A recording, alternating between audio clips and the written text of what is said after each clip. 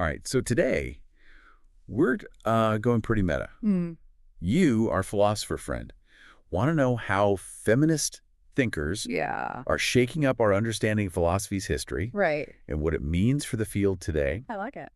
We're digging into excerpts Okay. from the Stanford Encyclopedia of Philosophy on feminist history of philosophy to get to the bottom of it. Great source. It's a really good Okay. one. Yeah, it's not just about adding a few women to the syllabus, is it? It's about like how an entire philosophical tradition gets built Yeah. and who gets left out in the process. Exactly. Wow. It's like realizing your favorite historical text is actually missing pages. Totally. And suddenly the whole story changes. Absolutely. The first thing that jumps out from these excerpts is this glaring problem of exclusion. Yeah. It's not that there weren't any women engaging in philosophy. Right. It's that their voices were systematically silenced or erased. Think about the implications for a field like philosophy, which relies so heavily on its own lineage. Yeah. It's like building a cathedral on a foundation riddled with gaps. Oh, wow. What happens to the structure of philosophical thought Right. if we're missing entire schools of argument? Totally. Different ways of approaching those big perennial questions. And it gets even more complicated when you consider how women were portrayed, Yeah. even when they were mentioned by influential philosophers. Yeah. Aristotle's infamous deformed male definition of women, for example. Right. It wasn't just a quirky opinion. No. It shaped centuries of thought. Absolutely. And you start to see how deeply embedded misogyny is within the canon. Right. But the real challenge for feminist philosophers isn't just cataloging these instances. Yeah. It's untangling how this prejudice influenced the development of core philosophical concepts themselves. So it's not just about who's holding the pen, Right. but the very ink they're using. I like that. Can you give us a concrete example Sure. of how a concept might be inherently gendered? I think that's a point that could easily go over the heads Yeah. of those unfamiliar with feminist philosophy. Let's take the seemingly neutral concept of reason, Okay. often touted as the cornerstone of philosophy. Right. Historically, it's been defined in opposition to emotion, Okay. which was conveniently relegated to the realm of the feminine. Right. This binary not only devalued women's experiences and modes of thinking, Yeah. but also shaped the very questions deemed worthy of philosophical inquiry. So you're saying that what we consider rational is itself a product Yes. of a particular historical and cultural context, one heavily influenced by gendered assumptions. Absolutely. It makes you wonder what kinds of philosophical insights we might be missing out on Yeah, by adhering to such a limited definition of reason. precisely. Okay. Feminist thinkers are questioning those limitations Yeah. and exploring alternative ways of knowing and reasoning Okay. that might have been excluded from the traditional narrative. That's where things get really exciting. It's not just critique, it's Uh-huh. reconstruction. Exactly. These feminist scholars are piecing together a hidden history of philosophy, Love it.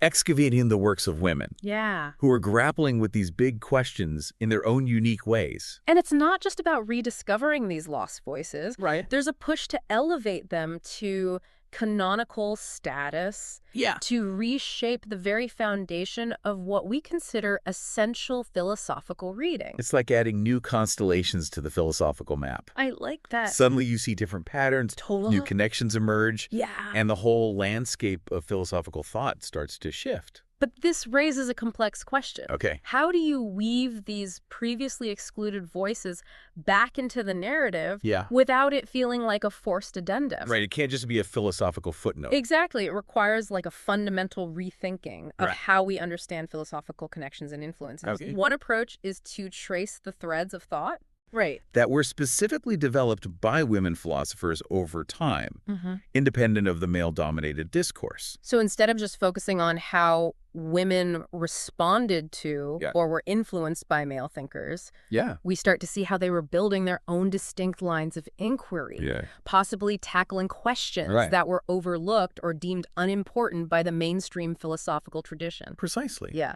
This approach allows us to appreciate the unique contributions of women philosophers, Okay. not as mere footnotes to the great men of philosophy, Right. but as independent thinkers with their own valuable perspectives. It's like discovering a hidden library. Yes. Filled with philosophical texts that have been gathering dust for centuries. Love it. And suddenly, you realize that the story of philosophy is much richer and more complex than we ever imagined. And it challenges us to reconsider what we value in philosophical thought. Okay. Are we looking for universal truths? Yeah. Or are we acknowledging the plurality of perspectives and experiences that shape our understanding of the world? It seems like feminist history of philosophy is pushing us towards the latter. It is. Recognizing that there's no one right way to do philosophy. It's about expanding the boundaries of the conversation and allowing for a multiplicity of voices. This also leads to a reassessment of how we read and interpret philosophical texts. Right. Instead of searching for a singular definitive meaning, feminist scholars are paying attention to the nuances, the subtext, and even the silences within a text. It's like becoming a philosophical detective. I like that. Looking for clues and hidden meanings that might have been missed by previous interpretations. And it's not just about analyzing the text in isolation. Okay. We need to consider the historical and cultural context, the power dynamics at play, and how those factors might have shaped the author's arguments and conclusions. This brings up an interesting point from the Stanford Encyclopedia excerpts. Yeah. The concept of appropriating the canon. Oh, yeah? It seems paradoxical to find value in the works of philosophers known for their misogynistic views. Right. How are feminist scholars approaching this? It's not about condoning or excusing those problematic views. It's about engaging with them critically and seeing if there's anything within those texts that can be salvaged, reinterpreted, or even repurposed for feminist ends. So it's like a kind of philosophical alchemy. I like that. Taking something that might be seen as harmful or flawed and transmuting it into something valuable. Yeah. But wouldn't that require some serious mental gymnastics? It certainly demands a nuanced approach. Oh. For instance, some feminist scholars are revisiting Aristotle's concept of form and matter through a gendered lens, while traditionally interpreted in a hierarchical way, with form being superior to matter, often aligned with masculine and feminine principles, respectively. They're exploring alternative readings that challenge this hierarchy. So instead of rejecting Aristotle outright, they're trying to find ways to use his ideas to challenge traditional gender roles and hierarchies. Exactly. That's pretty radical. It is. But it also seems incredibly challenging. It requires a careful balance of critique and creative reinterpretation. It's about recognizing the historical limitations of a text while also remaining open to the possibility that it might contain insights that can be valuable for feminist thought today. It's like having a conversation with these philosophers across the centuries. I love that. Challenging their assumptions and pushing them to think in new and different ways. And that's what makes feminist history of philosophy so dynamic and engaging. It's not just about passively absorbing information. It's about actively wrestling with ideas, reinterpreting them, and even subverting them for our own purposes. It seems like this approach could be applied to any area of philosophy. It can. Not just those directly related to gender. Absolutely. Is that something you're seeing in your own research? Absolutely. Okay. The tools and methods developed by feminist philosophers are proving to be incredibly useful for challenging traditional narratives and opening up new avenues of inquiry in a wide range of philosophical fields. For example, in ethics, feminist perspectives are prompting us to rethink our conceptions of justice, care, and responsibility. In epistemology, they're challenging us to reconsider the nature of knowledge and the role of experience in shaping our understanding of the world. It's like feminist philosophy is providing us with a whole new set of lenses through which to view the world and grapple with those perennial philosophical questions. And it's not just about adding women to the story. It's about fundamentally transforming the story itself. Questioning the very assumptions upon which the philosophical canon has been built, and recognizing the power dynamics that have shaped its narratives. That brings us to a question raised in these excerpts, one that seems particularly relevant for a philosopher. What does it mean to be part of the us of philosophy? This question cuts to the heart of who we consider to be part of the philosophical community, whose voices are valued, and whose perspectives are deemed worthy of consideration. It challenges us to confront our own biases and assumptions about what constitutes good philosophy and who gets to participate in the conversation. It's like realizing that the philosophical table isn't as big or as inclusive as we might have thought. Exactly. And that there are many voices that have been excluded or marginalized. Voices that might offer valuable insights and perspectives if only we were willing to listen. And that's one of the most important contributions of feminist history of philosophy. It's reminding us that the history of ideas is a dynamic and ongoing process, and that we all have a role to play in shaping that history, regardless of our gender, background, or philosophical orientation. It's like saying the philosophical party is just getting started. I like that. And everyone's invited. But it's a party that requires us to be more mindful of who's at the table, who's being heard, and who might be missing from the conversation. So for a philosopher who's been trained in a more traditional approach, what would be the first step towards engaging with these feminist perspectives? Is it simply a matter of adding more women to the reading list? It's certainly a good start, but it goes beyond simply adding names to a syllabus. It's about being willing to question those ingrained assumptions about what constitutes good philosophy. And being open to the possibility that valuable insights can come from unexpected sources. It's like developing a new set of philosophical taste buds. I love that. Learning to appreciate the flavors and textures of different philosophical traditions and approaches. And it's a journey that can be both challenging and incredibly rewarding. It's about expanding our intellectual horizons and recognizing that a more inclusive and diverse understanding of the philosophical tradition can only enrich our own inquiries and deepen our understanding of the world. And this brings up another point that's often overlooked. It's not just about diversifying the canon. It's about diversifying the methods we use to engage with philosophical texts. Exactly.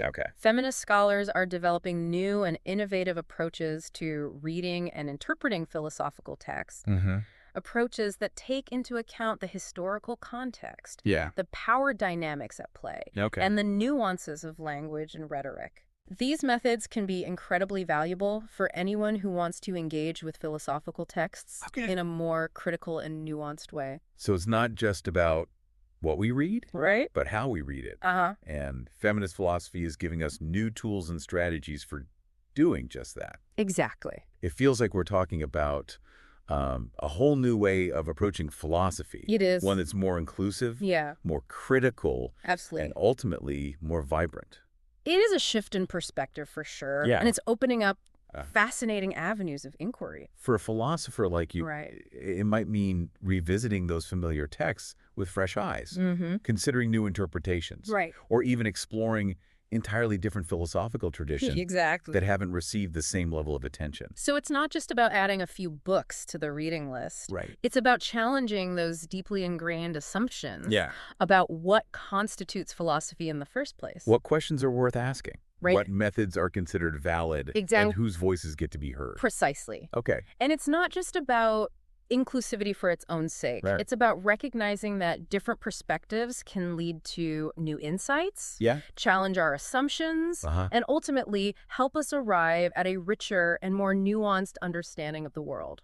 These excerpts also touch upon the idea that feminist history of philosophy isn't just about the past. It has direct implications for how we do philosophy today. Absolutely. How would you say it's shaping contemporary philosophical discourse? One of the most significant impacts is the emphasis on situated knowledge. Okay. Feminist philosophers are reminding us that our own perspectives are shaped by our experiences, our social locations, and even our bodies. This means that there's no such thing as a purely objective or neutral viewpoint. So instead of striving for some kind of God's eye view, it's about acknowledging our own biases and being open to the insights that can come from different perspectives. And this has led to the development of new ethical frameworks that emphasize care, empathy, and relationality. It's prompting us to rethink traditional conceptions of justice, autonomy, and responsibility.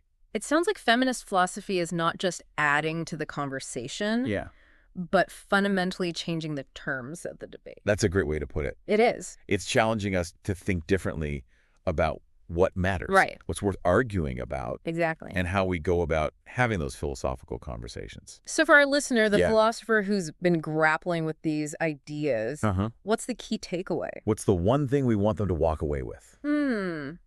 I think the most important message is that feminist history of philosophy is not just a specialized field of study. It's an invitation to think differently about the entire philosophical enterprise. So it's bigger than it might seem at first glance. It is. It's a call to question those assumptions we often take for granted and to embrace a more inclusive and expansive vision of what philosophy can be. And who knows, maybe this deep dive will inspire our listener to embark on their own exploration of feminist thought, to discover those hidden gems of wisdom that have been waiting to be unearthed. Indeed. It's a journey of discovery that can challenge our assumptions, expand our horizons, and ultimately enrich our understanding of ourselves and the world around us. And on that note, we'll wrap up this deep dive into the fascinating world of feminist history of philosophy. It's been great. Thanks for joining us on this intellectual adventure. Absolutely. And we hope you'll join us again for more explorations in the realm of ideas. Looking forward to it.